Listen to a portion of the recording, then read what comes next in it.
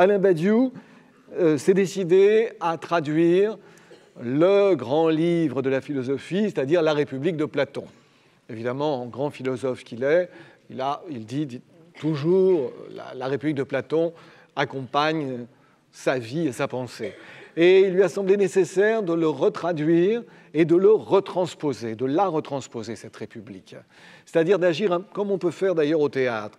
Il s'agit de transporter les signes d'une certaine époque, de l'époque de Platon, et de trouver l'équivalent dans les signes de notre époque pour que ce texte continue à nous parler, dont être fidèle à l'esprit, mais de trahir énormément par la lettre.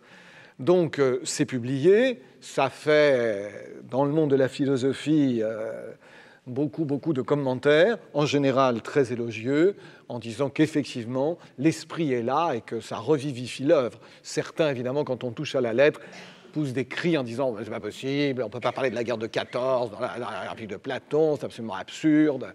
Bon, en tout cas, Alain Badiou le défend avec la puissance d'Alain Badiou, la puissance évidemment mentale, mais la puissance, je dirais, physique aussi. C'est quasiment un acteur. Hein.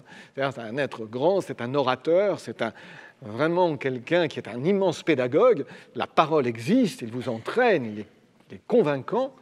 Et nous avons envie de lui donner le plateau pour vivre 4 soirées. 4 soirées sont différentes. On entendra des moments différents de cette République, qui évidemment interrogent, alors là, la poésie et la politique, et le politique, et des acteurs liront des extraits, et Badiou commentera pourquoi il en est arrivé là, comment il est arrivé là.